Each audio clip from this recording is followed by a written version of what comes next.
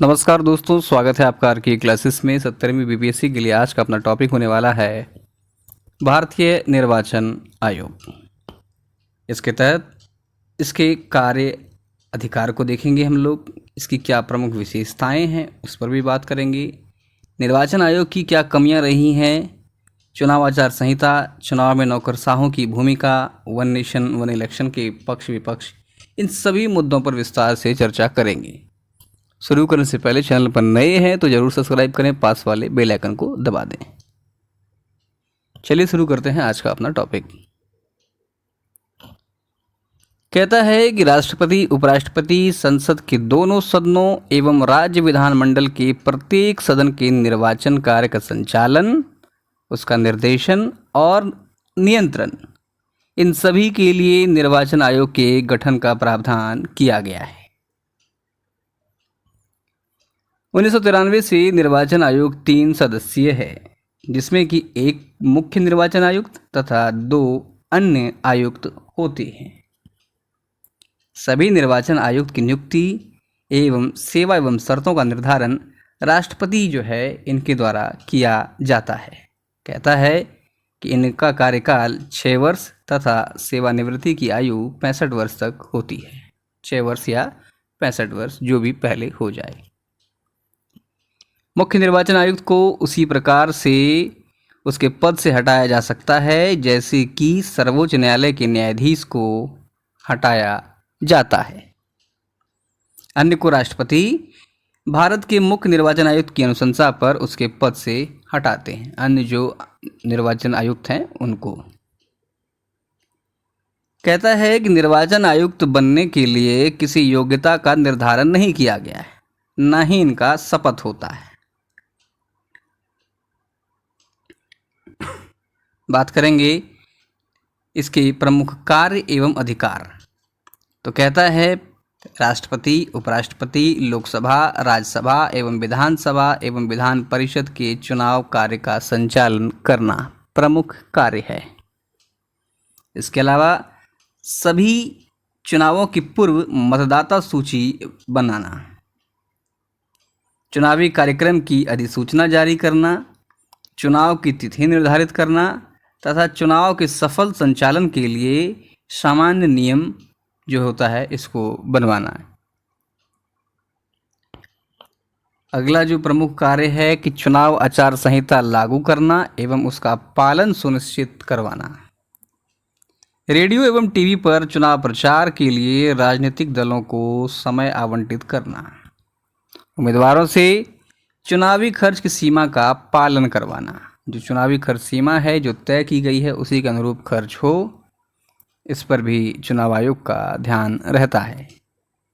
आवश्यकता पड़ने पर चुनाव को रद्द करना एवं पुनर्मतदान करवाना।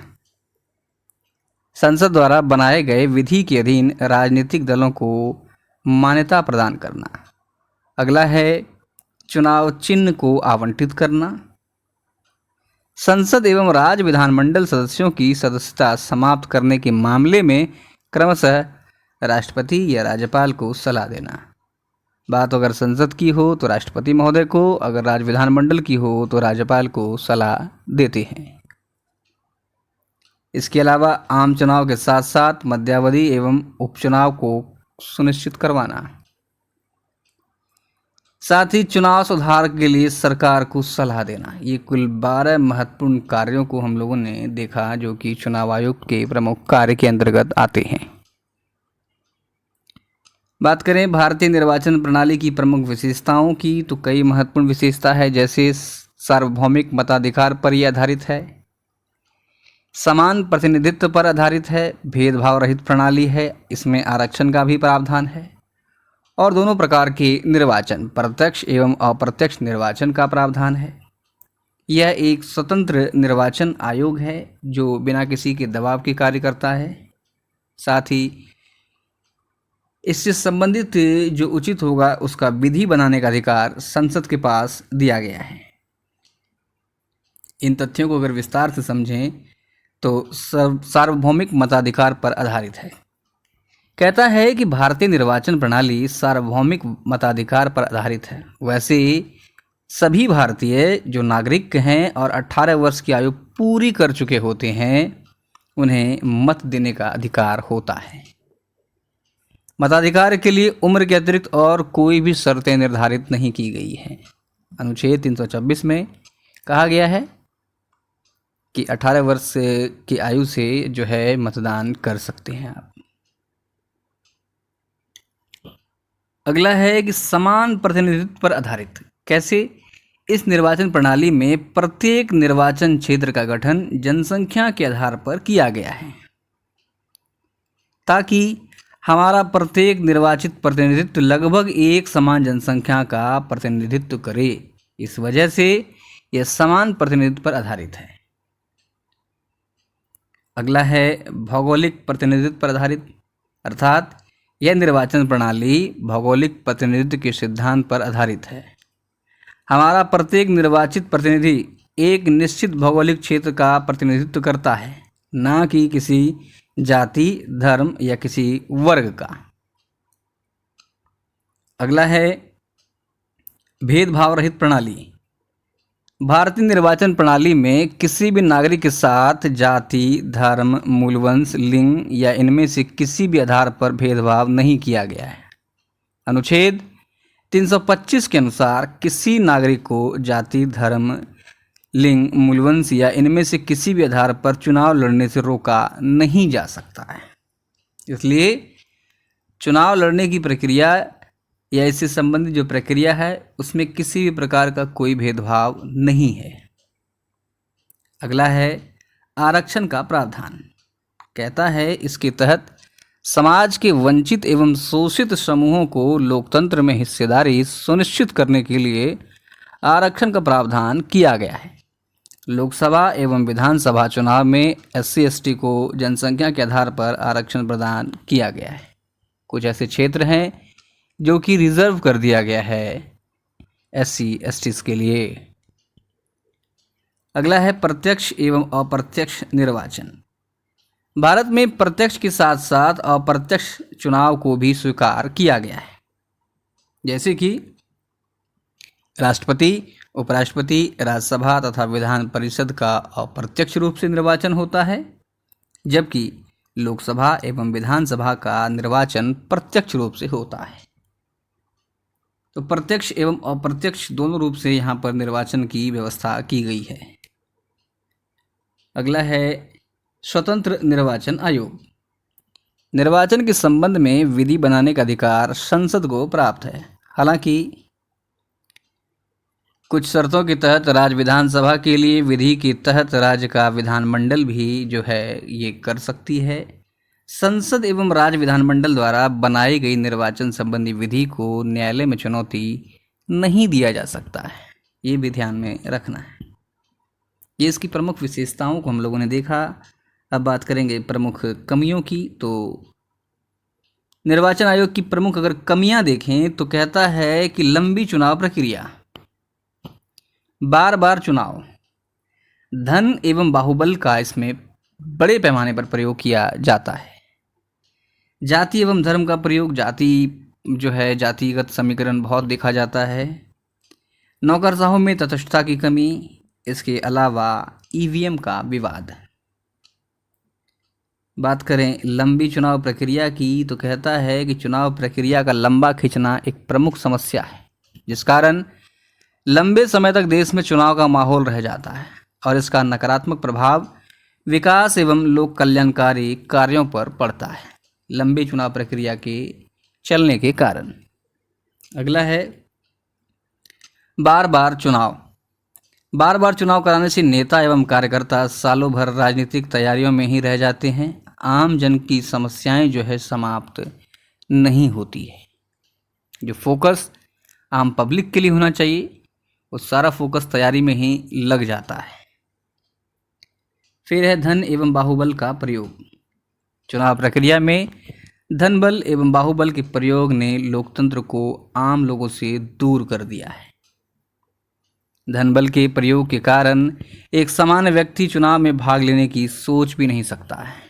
इसमें इतने खर्च होती है, इसकी पद्धति इतना बेकार हो गया है, किस तरीके से जो है इसमें मुद्दों की बात ना होकर के पैसों का या बाहुबल का प्रयोग किया जाता है। इस वजह से एक आम जन अगर उस तरह से नहीं कर पाता है तो चुनाव में उसे अपने परिवार के अलावा शायद ही उसे कोई वोट दे। इसी वजह से राजनीतिज्ञ एवं पूंजीपति अपवित्र गठबंधन का निर्माण भी होता है, जो कि भ्रष्टाचार का मूल कारण है।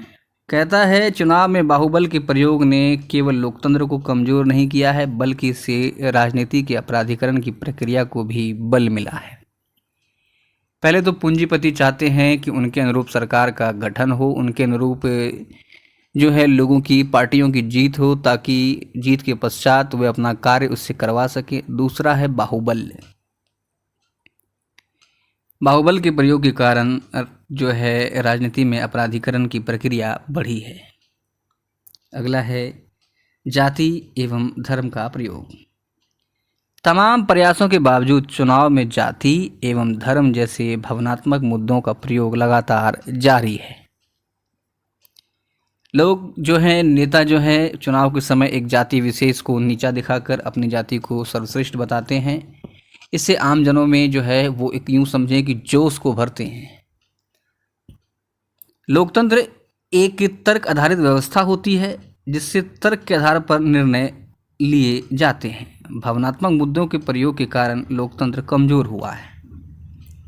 हालांकि सभाओं के दौरान नेता जो है किसी एक खास जाति को टारगेट करते हैं, अपने आप को श्रेष्ठ बताते हैं। इससे वहां पर मौजूद भीड़ के मन में यह भाव उत्पन्न होता है, क्योंकि सभा में दिया गया भाषण, इससे लोग उत्तेजित होते हैं और सभी लोग ऐसा करते हैं, सभी जाति के लोग ऐसा करते हैं, सभी नेताओं के द्वारा यह कार्य किया जाता है, जिससे आम जनता के बीच दूरियां बढ़ती है। कहता है सर्वोच्च न्यायालय ने निर्णय दिया है कि जाति और धर्म व्यक्तिगत विषय होते हैं और इसका चुनाव जैसे सार्वजनिक विषय में प्रयोग उचित नहीं है, लेकिन इस पर रोक की अभी तक कोई संभावना है ही नहीं। नौकरशाहों की तटस्थता की कमी। चुनाव कार्य के सफल संचालन की पूरी जिम्मेदारी नौकरशाहों पर होती है, परंतु चुनाव के दरमियान नौकरशाहों की तटस्थता पर विवाद रहता है, जिससे चुनाव की विश्वसनीयता प्रभावित होती है। प्रायः राज्य सरकार अपने प्रशासनिक तंत्र का लाभ उठाने का प्रयास करती है, जो विवाद का प्रमुख कारण बनता है। इसका हालिया एग्जाम्पल आप दे सकते हैं। चंडीगढ़ में जो मेयर का चुनाव हुआ था, आपने देखा कि किस तरह से वहाँ पर अन्याय किया गया था जो इसका संचालन कर रहा था। अगला है ईवीएम विवाद। हाल के दिनों में ईवीएम पर भी विवाद होता रहा है। कोई एक खास पार्टी अगर उसे उम्मीद की अपेक्षा कम सीटें आती है तो सीधा सीधा सवाल ईवीएम पर उठता है। हालांकि निर्वाचन आयोग का यह कहता रहा है कि ईवीएम में कोई हेराफेरी नहीं की जा सकती, फिर भी निर्वाचन आयोग को ईवीएम की शुद्धता को प्रमाणित करने की आवश्यकता है, क्योंकि अक्सर जो है ईवीएम पर सवाल उठाए जाते रहे। ये था आज का अपना टॉपिक। उम्मीद है वीडियो आपको अच्छा लगा। वीडियो अच्छा लगा तो लाइक और शेयर ज़रूर करें। मिलते हैं अगले लेक्चर में, तब तक के लिए जय हिंद।